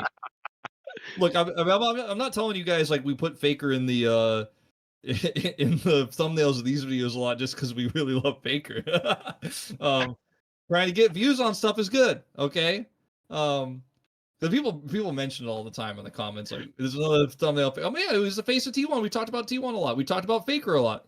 So he's not going to probably feature in this thumbnail, but you know, Yeah, it'd be really funny. you're not if gonna it was click on it more if we put Joe Marsh, Coma, maybe Coma. Not as much as we no, I think they'll would click you on would if Joe it was Marsh's T1. faces there. All right. We've Anyway, decided this thumbnail is Joe Marsh. Dang it, we all kept right. talking Anyway, about them. This is your fault. so look, let's make some preemptive predictions. I do think All Hanwha right, will beat Genji. I you think do? you know I haven't officially done Preds for the week, and they'll probably be coming in tomorrow. But like right now, at the time of this recording, I think Hanwha will win. I think they've been playing together a lot. I think they improved a lot. They limit tested a lot at first stand, but probably have been able to rein it back a little bit in terms of like they took a small break after first stand and now they're scrimming and getting ready again.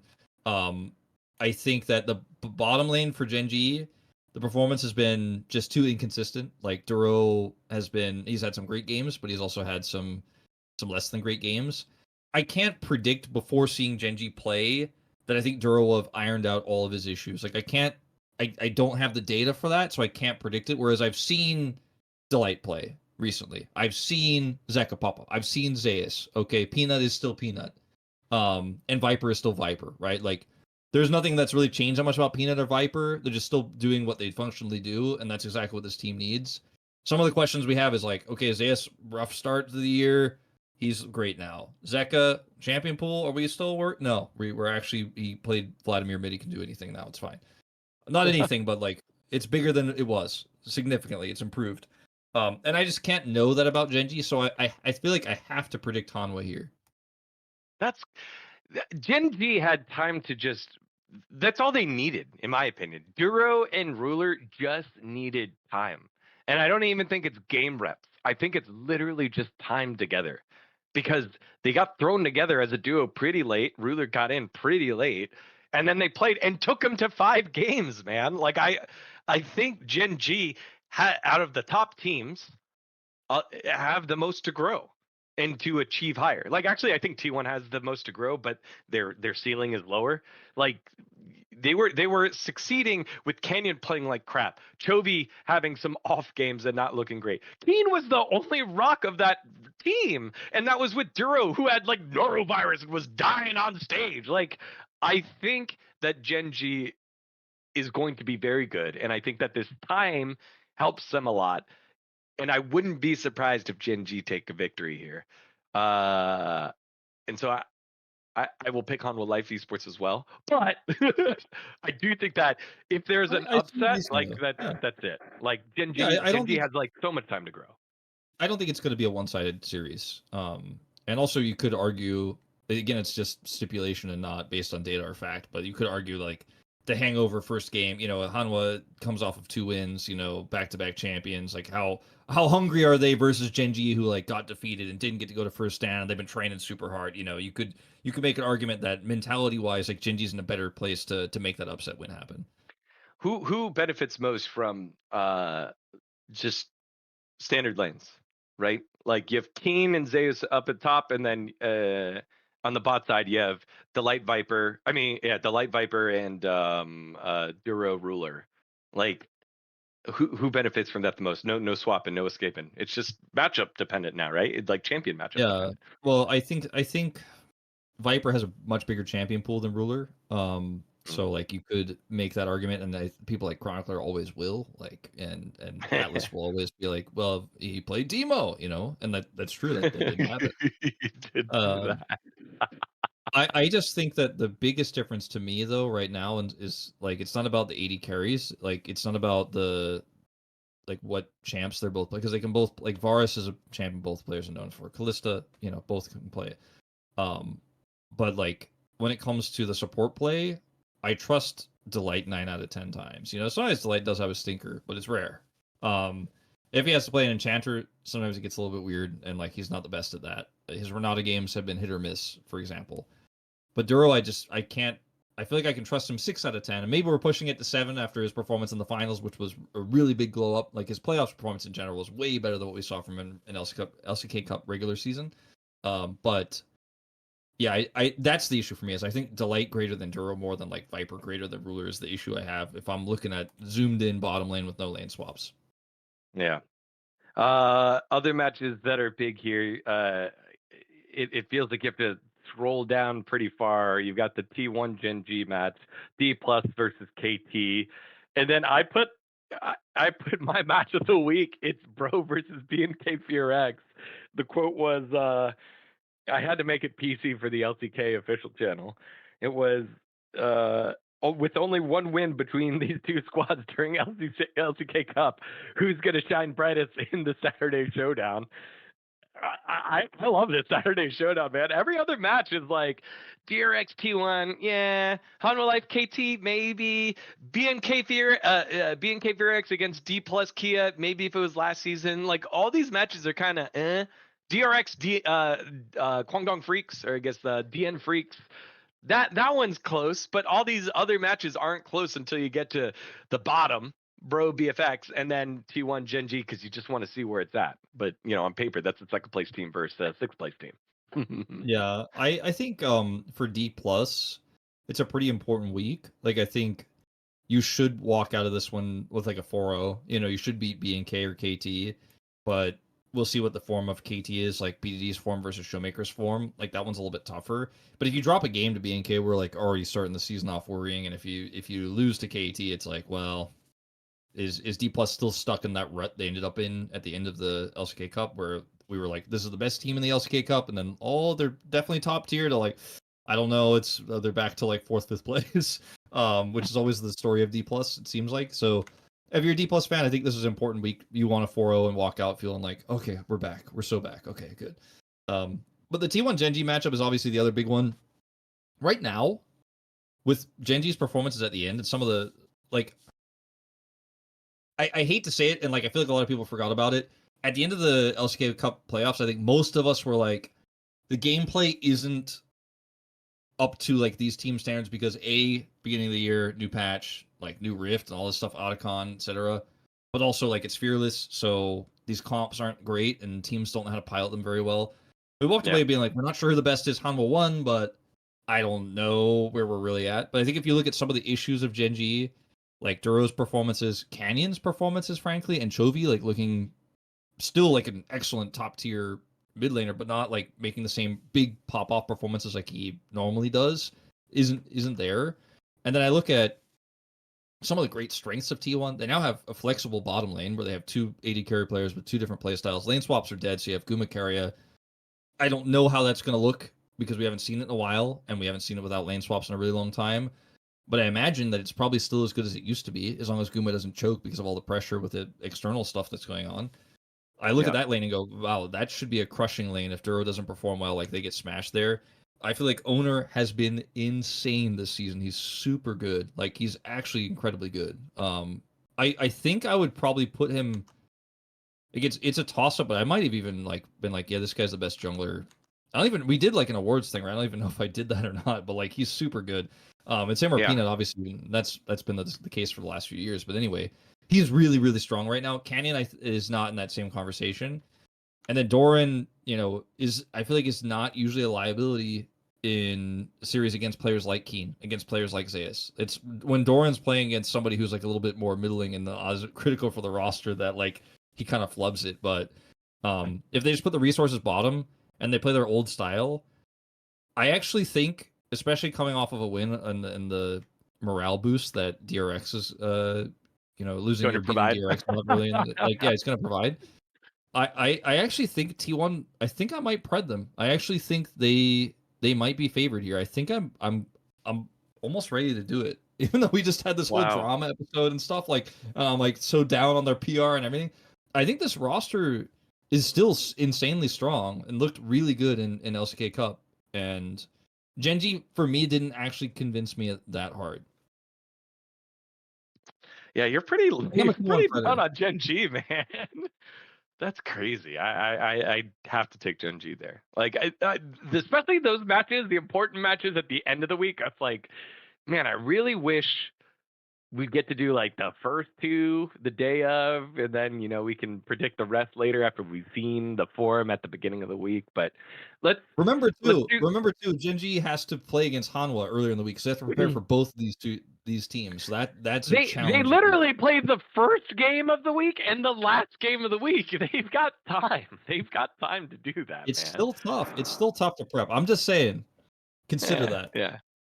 Are you looking at the schedule right now? I want to do something. Something different. Let's just say the team acronym that we're picking. We're doing our preds right now. Just don't overthink it. Just say the team acronym and then we just do the next one. So we'll be like, okay, XLE, DRX, and then we'll just keep going all the way down. Okay. And okay. So like pick winning team. Is that what? Yeah. Is that what we're doing? Yeah. Yeah. All right. Ready? Let's start. 3, 2, 1, go. XLE. DRX. DNF. Okay. Nongshim. God damn it. Nongshim. It hurts. D+. D+. HLE. Even though this feels like a KT like upset win. T1. T1. This one. Bro, yeah, baby. 1-1. 50% for the first time in the history of the organization. All right. Possibly 2-0. Oh, the Kofium's hitting too hard. DNF Nongshim here. Oh, okay. Oh, you take DNF? I'm taking Nongshim 100% here. Yeah, I think they tried DRX over DNF, but then you took DNF over Nongshim. Nah. Yeah, dude. Yeah, dude. I think Nongshim hit a good little bit of form there, and they're not gonna have it. And then DNF are not gonna play through Berserker because Teddy is the nameplate on the opposite side, and then they're gonna play through Berserker here and just pummel Jiwoo, who's just not looking the same. He's not looking good. They're getting carried by Gideon and Fisher. All right. Nongshim hater over here. Nongshim hater. I'm also talking shit because they're playing bro first, and I'm thinking about getting a ticket to go and wear like my jersey and sit in the crowd, and then bringing a pot. I'm gonna bring a pot Yeah, and then throw Nongshim in there. I didn't think it up. I worry that maybe that's not very professional, but Giga Chat. All right, B KT plus. C B plus. plus, and then here Gen And G then T1. T1 I go Gen G. Yeah. Okay. I like that. In the future, we'll go through it, and when we hear something that forces us to stop the conversation, we'll do that. Those are our preds for the week. It may change on the broadcast later on when we think about it a little more, and maybe, maybe I will go with Nongshim over DNF, but we'll see. This was a good episode, man. We covered so much in here. Yeah, there's a lot of content, so I hope you guys had a lot of time to listen to this, or you got to listen to us on a long car ride or something like that, or you're chilling, you're cleaning the house and listening to us talk about Joe Marsh and some bad decisions. Get it together, T1. You're a good team. You've got a great legacy. Yeah, your fans are mad because they love you, but also because you keep telling them weird things that make them mad. So, figure it out. I don't want to do this anymore.